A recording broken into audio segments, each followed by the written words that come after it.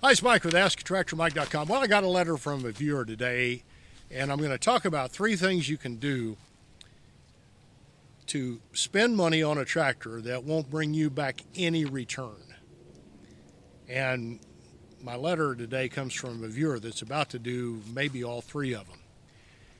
On a normal tractor, if you buy a used tractor or a newer tractor and it's in good shape and you take care of it, when you go to sell it, if you keep it several years, you'll get all of that money back.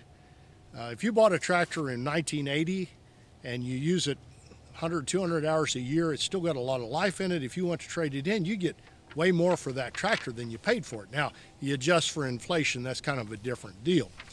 But if you spend a lot of money trying to save money on a used tractor, and I'll tell you about all of that today, it can get you in trouble. Let's get to our letter. The letter comes from John, and John says, I'm looking for a used front end loader that will fit my tractor, and I need some suggestions. Okay, when you fill out an email or information request form, whatever you call it, on my website, we ask, what model tractor do you have and what model front end loader do you have? And that helps us help you. And John put in of course he doesn't have a front end loader, but he put in the comments he had an L185 Kubota. Let's talk about the tractor he's got. An L185 Kubota was produced from 1977 through 1982. They were a small, early Japanese compact tractor. Back in the days when Kubota was just breaking into the compact market, I was just out of high school, so that was a while back. And dealers were buying these tractors in containers and importing them from Japan.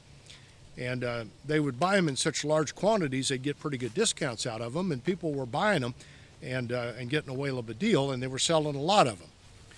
Now, usually, in my mind, the customer for those tractors in that day were people that were mowing a lot of acreage. It was before the front end loader really became something that we had on almost all tractors. But the person that bought it had moved out to the country, and they had a Craftsman lawnmower that blew up after mowing 2 acres, And so they go out to get something to replace it, and the dealer's got this Kubota L185 that's a step up from their small garden tractor with a diesel engine. And they bought that and mowed their yard with it. A lot of them were equipped with belly mowers, and a lot of those L185s are still around. They were a great little tractor, very well built, and a lot of longevity there. So that's what John has. Problem is, not a lot of them were equipped with front end loaders. Now let's get to my response to John. I said, John, I don't have good news. There's a lot more demand than there is supply of used front end loaders. It's hard to get one bought that doesn't take a lot of blacksmith work to get it installed. Improper installation can lead to a frame failure. In other words, the tractor is broken in 2. Can happen. And I sent him a couple of videos to watch about used loaders that I'd already done. And I said, it looks like the factory loader for an L185 was an L1200. In other words, that's the one you need to be looking for that fits that tractor. And then I close with, by the way, I wouldn't recommend installing a loader on that tractor if it's 2-wheel drive and or it doesn't have power steering. Well, those are 2 of the 3 ways you can spend a lot of money on a little tractor and not get it back in the end. If you put a front end loader on a tractor that's 2-wheel drive. Now think about this for a minute. If I put a front end loader that weighs, I don't know what they weigh, 300-400 pounds on an L185 that's 2-wheel drive, and then I pick up a weight that's near the lift capacity of that tractor, and that would probably be 500 or 600 pounds maybe, and maybe that's high, somewhere in that range, and I start to back up, well, the butt end of the tractor is going to be off the ground, and wheels are going to spin without front wheel drive.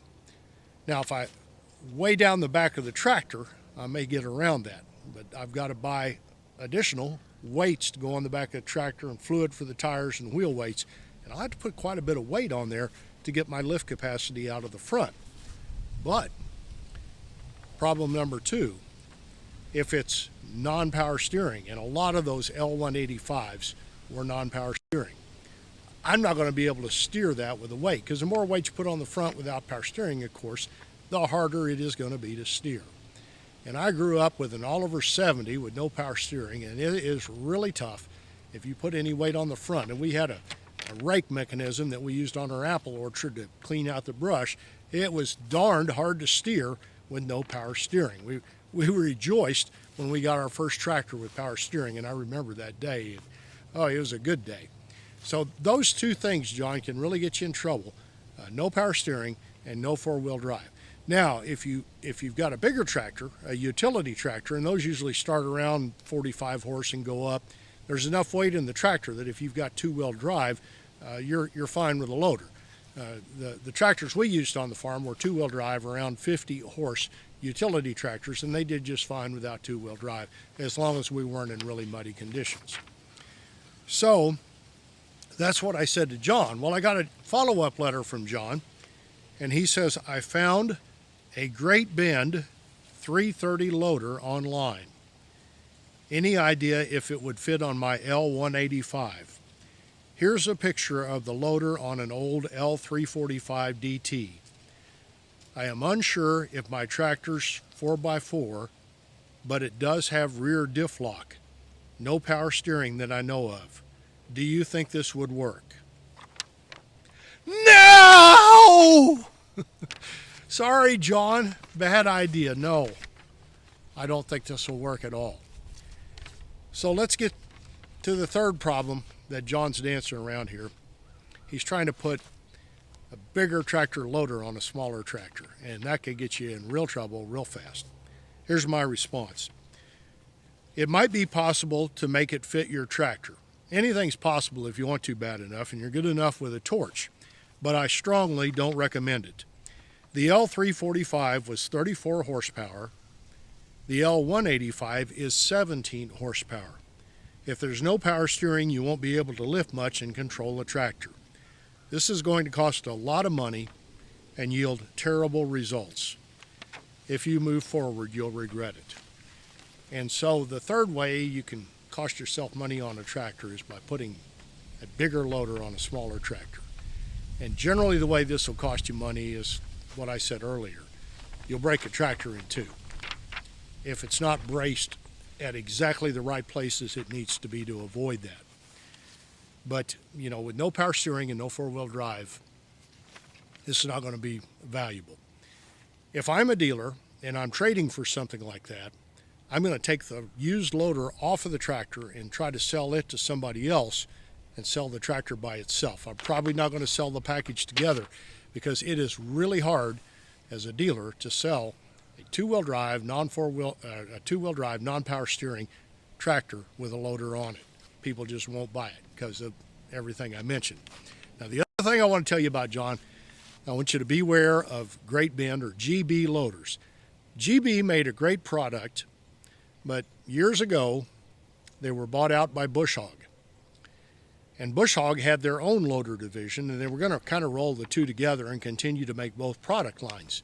But they went a different direction and just closed GB. And there's a lot of used Great Bend loaders floating around with no mounting kits. That's a problem. What happened was GB had a program where they wanted dealers to order like 10 loaders at a time to get free freight. So they order all these loaders, front-end loaders, without the mounting kit. And so when they needed a mounting kit, they would order it from GB, and they had a cut rate, freight rate to get it in. But when they closed their doors, all these dealers had this inventory of these freight-free loaders with no mounting kits. It's really hard to make a mounting kit for a tractor. And I'd be curious in the comments if anybody's done it, actually had good luck with it, but it takes a tremendous amount more blacksmith work than I want to put in to do something like that. So, bottom line, John, you're dancing around three things that I think you're going to spend a lot of money on and get little or no in return, nothing in return. And I think you're going to, I don't think it's going to help your resale value. I don't think it's going to help the productivity of the tractor. So I strongly recommend, probably what I would do is put that L185 on the market and use that money to try to find. And I know used tractors are hard to find and they're expensive, and new tractors are expensive too, but I think you're going to throw a lot of money away on the L185 if you go with a loader. So that's my opinion. If you disagree with me, now some of you out there are probably saying he's wrong. I'm cool with you arguing with me. Put it in the comments down below. If you've had a smaller tractor, one without power steering or four-wheel drive, or you've blacksmithed the loader on a tractor and had good results, put it in the comments down below, because I'd like to hear about it. In my mind, it's more trouble than it's worth. Appreciate you watching my videos as I record this. Next week is Christmas 2023. I'm taking next week off. There won't be any video. I haven't died. I'll be back first week of January. In the meantime, you have a Merry Christmas, and thanks for watching my videos.